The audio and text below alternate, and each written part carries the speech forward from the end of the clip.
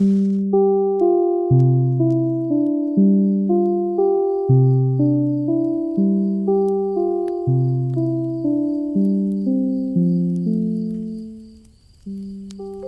back to S'more Sci-Fi Book Club, your favorite cosmic podcast experience where we read and discuss vintage science fiction books.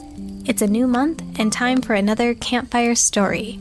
So gather around the fire, Marshmallows, and enjoy the following excerpt from the beginning of our book for October, Frankenstein by Mary Shelley. Letter 4, to Mrs. Seville, England, dated August 5th. So strange an accident has happened to us that I cannot forbear recording it, although it is very probable that you will see me before these papers can come into your possession. Last Monday, July 31st, we were nearly surrounded by ice, which closed in the ship on all sides, scarcely leaving her the sea room in which she floated. Our situation was somewhat dangerous, especially as we were compassed round by a very thick fog. We accordingly lay to, hoping that some change would take place in the atmosphere and weather. About 2 o'clock, the mist cleared away, and we beheld, stretched out in every direction, vast and irregular plains of ice, which seemed to have no end. Some of my comrades groaned, and my own mind began to grow watchful with anxious thoughts, when a strange sight suddenly attracted our attention, and diverted our solicitude from our own situations. We perceived a low carriage, fixed on a sledge and drawn by dogs, pass on towards the north, at the distance of half a mile. A being, which had the shape of a man, but apparently of gigantic stature, sat in the sledge and guided the dogs. We watched the rapid progress of the traveler with our telescopes until he was lost among the distant inequalities of the ice. This appearance excited our unqualified wonder. We were, as we believed, many hundred miles from any land, but this apparition seemed to denote that it was not, in reality, so distant as we had supposed. Shut in, however, by ice, it was impossible to follow his track, which we had observed with the greatest attention. About 2 hours after this occurrence, we heard the ground sea, and before night the ice broke and freed our ship. We, however, lay to until the morning, fearing to encounter in the dark those large loose masses which float about after the breaking up of the ice. I profited of this time to rest for a few hours. In the morning, however, as soon as it was light, I went upon deck and found all the sailors busy on one side of the vessel, apparently talking to someone in the sea. It was in fact a sledge, like that we had seen before, which had drifted towards us in the night on a large fragment of ice. Only one dog remained alive, but there was a human being within it, whom the sailors were persuading to enter the vessel. He was not as the other traveler seemed to be, a savage inhabitant of some undiscovered island, but a European. When I appeared on deck, the master said, "Here is our captain, and he will not allow you to perish on the open sea." On perceiving me, the stranger addressed me in English, although with a foreign accent. "Before I come on board your vessel," he said, "will you have the kindness to inform me whither you are bound?" You may conceive my astonishment on hearing such a question addressed to me from a man on the brink of destruction, and to whom I should have supposed that my vessel would have been a resource which he would not have exchanged for the most precious wealth the earth can afford. I replied, however, that we were on a voyage of discovery towards the northern pole. Upon hearing this, he appeared satisfied and consented to come on board. Good God, Margaret, if you had seen this man who thus capitulated for his safety, your surprise would have been boundless. His limbs were nearly frozen, and his body dreadfully emaciated by fatigue and suffering. I never saw a man in so wretched a condition. We attempted to carry him into the cabin, but as soon as he had quitted the fresh air, he fainted. We accordingly brought him back to the deck and restored him to animation by rubbing him with brandy and forcing him to swallow a small quantity.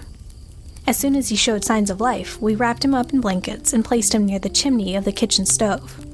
By slow degrees he recovered, and ate a little soup, which restored him wonderfully. 2 days passed in this manner before he was able to speak, and I often feared that his sufferings had deprived him of understanding. When he had in some measure recovered, I removed him to my own cabin, and attended on him as much as my duty would permit. I never saw a more interesting creature. His eyes have generally an expression of wildness, and even madness, but there are moments when, if anyone performs an act of kindness towards him, or does him any of the most trifling service, his whole countenance is lighted up, as it were, with a beam of benevolence and sweetness that I never saw equaled. but he is generally melancholy and despairing, and sometimes he gnashes his teeth, as if impatient of the weight of woes that oppresses him. When my guest was a little recovered, I had great trouble to keep off the men who wished to ask him 1,000 questions, but I would not allow him to be tormented by their idle curiosity in a state of body and mind whose restoration evidently depended upon entire repose. Once, however, the lieutenant asked why he had come up so far upon the ice in so strange a vehicle. His countenance instantly assumed an aspect of the deepest gloom, and he replied, "To seek one who fled from me." "And did the man whom you pursued travel in the same fashion?" "Yes." "Then I fancy we have seen him, for the day before we picked you up, we saw some dogs drawing a sledge with a man in it across the ice." This aroused the stranger's attention, and he asked a multitude of questions concerning the route which the demon, as he called him, had pursued. Soon after, when he was alone with me, he said, "I have doubtless excited your curiosity, as well as that of these good people, but you are too considerate to make inquiries." "Certainly. It would indeed be very impertinent and inhuman in me to trouble you with any inquisitiveness of mine, and yet you rescued me from a strange and perilous situation. You have benevolently restored me to life." Soon after this, he inquired if I thought that the breaking up of the ice had destroyed the other sledge. I replied that I could not answer with any degree of certainty, for the ice had not broken until near midnight, and the traveler might have arrived at a place of safety before that time, but of this I could not judge. From this time, a new spirit of life animated the decaying frame of the stranger. He manifested the greatest eagerness to be upon deck, to watch for the sledge which had before appeared, but I have persuaded him to remain in the cabin, for he is far too weak to sustain the rawness of the atmosphere. I have promised that someone should watch for him and give him instant notice if any new object should appear in sight. Such is my journal of what relates to this strange occurrence up to the present day. The stranger has gradually improved in health, but is very silent and appears uneasy when anyone except myself enters the cabin. Yet his manners are so conciliating and gentle that the sailors are all interested in him, although they have had very little communication with him. For my own part, I begin to love him as a brother, and his constant and deep grief fills me with sympathy and compassion. He must have been a noble creature in his better days, being even now in wreck so attractive and amiable. I said in one of my letters, my dear Margaret, that I should find no friend on the wide ocean.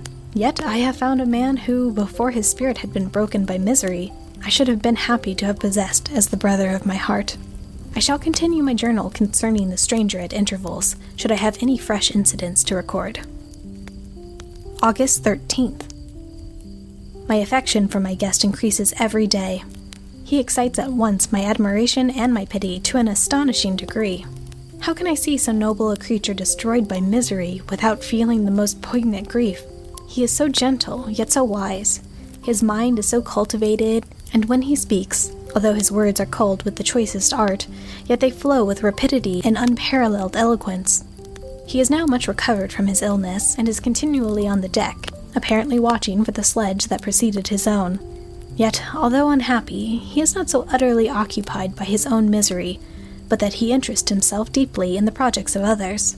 He has frequently conversed with me on mine, which I have communicated to him without disguise. He entered attentively into all my arguments in favor of my eventual success, and into every minute detail of the measures I had taken to secure it. I was easily led by the sympathy which he evinced, to use the language of my heart, to give utterance to the burning ardor of my soul, and to say, with all the fervor that warmed me, how gladly I would sacrifice my fortune, my existence, my every hope to the furtherance of my enterprise. One man's life or death were but a small price to pay for the acquirement of the knowledge which I sought for the dominion I should acquire and transmit over the elemental foes of our race. As I spoke, a dark gloom spread over my listener's countenance. At first I perceived that he tried to suppress his emotion. He placed his hands before his eyes, and my voice quivered and failed me as I beheld tears trickle fast from between his fingers. A groan burst from his heaving breast. I paused. At length he spoke, in broken accents. "Unhappy man, do you share my madness? Have you drunk also of the intoxicating draught? Hear me. Let me reveal my tale, and you will dash the cup from your lips." Such words, you may imagine, strongly excited my curiosity.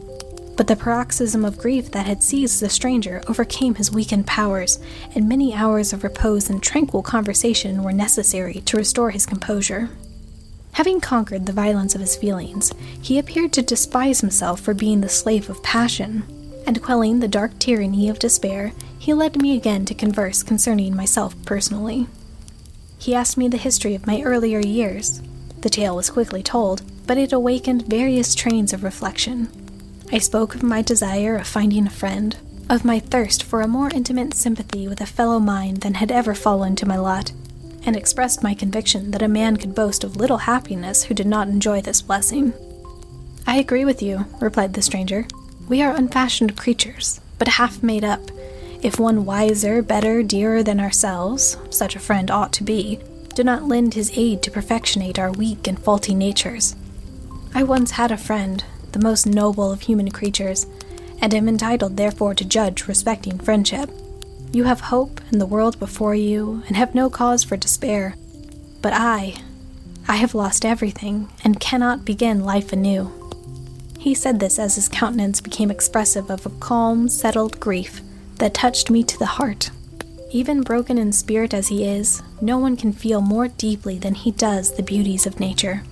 The starry sky, the sea, and every sight afforded by these wonderful regions seems still to have the power of elevating his soul from earth. Such a man has a double existence. He may suffer misery and be overwhelmed by disappointments, yet, when he has retired into himself, he will be like a celestial spirit that has a halo around him, within whose circle no grief or folly ventures. Will you smile at the enthusiasm I express concerning this divine wanderer? You would not if you saw him. You have been tutored and refined by books and retirement from the world, and you are therefore somewhat fastidious. But this only renders you the more fit to appreciate the extraordinary merits of this wonderful man. Sometimes I have endeavored to discover what quality it is which he possesses that elevates him so immeasurably above any other person I ever knew. I believe it to be an intuitive discernment, a quick but never-failing power of judgment, a penetration into the causes of things, unequaled for clearness and precision. Add to this a facility of expression and a voice whose varied intonations are soul-subduing music. August 19th. Yesterday, the stranger said to me, "You may easily perceive, Captain Walton, that I have suffered great and unparalleled misfortunes. I had determined at one time that the memory of these evils should die with me, but you have won me to alter my determination. You seek for knowledge and wisdom, as I once did, and I ardently hope that the gratification of your wishes may not be a serpent to sting you as mine has been. I do not know that the relation of my disasters would be useful to you. Yet, when I reflect that you are pursuing the same course, exposing yourself to the same dangers which have rendered me what I am, I imagine that you may deduce an apt moral from my tale, one that may direct you if you succeed in your undertaking, and console you in case of failure. Prepare to hear of occurrences which are usually deemed marvelous. Were we among tamer scenes of nature, I might fear to encounter your unbelief, perhaps your ridicule, but many things will appear possible in these wild and mysterious regions, which would provoke laughter of those unacquainted with the ever-varied powers of nature. Nor can I doubt that my tale conveys in its series internal evidence of the truth of the events of which it is composed. You may easily imagine that I was much gratified by the offered communication, yet I could not endure that he should renew his grief by a recital of his misfortunes. I felt the greatest eagerness to hear the promised narrative, partly from curiosity, and partly from a desire to ameliorate his fate if it were in my power. I expressed these feelings in my answer. "I thank you," he replied, "for your sympathy, but it is useless. My fate is nearly fulfilled. I wait but for one event, and then I shall repose in peace. I understand your feeling," continued he, perceiving that I wished to interrupt him, "but you are mistaken, my friend, if thus you will allow me to name you. Nothing can alter my destiny. Listen to my history, and you will perceive how irrevocably it is determined." He then told me that he would commence his narrative the next day, when I should be at my leisure. This promise drew from me the warmest thanks. I have resolved every night, when I am not imperatively occupied by my duties, to record, as nearly as possible in his own words, what he has related during the day. If I should be engaged, I will at least make notes. This manuscript will doubtless afford you the greatest pleasure, but to me, who know him and who hear it from his own lips? With what interest and sympathy shall I read it in some future day? Even now, as I commence my task, his full-toned voice swells in my ears. His lustrous eyes dwell on me with all their melancholy sweetness. I see his thin hand raised in animation, while the lineaments of his face are irradiated by the soul within. Strange and harrowing must be his story. Frightful the storm which embraced the gallant vessel on its course and wrecked it, thus. Thanks for listening. To find out what that harrowing and cautionary tale was the stranger told, or to find out what happens with this epic bromance, be sure to pick up your own copy of Frankenstein by Mary Shelley. Also stop by our group on Goodreads so you can join in discussions as the month goes on, and tune in for our 2 episodes this month discussing the book, our feelings on it, the history behind it, and the modern sci-fi it has influenced. To hear updates about S'more Sci-Fi or our other podcast, Marshmallow and Mimosa, be sure to check out marshmallowcommonwealth.com or follow Marshmallow Commonwealth on Instagram, Twitter, and Facebook.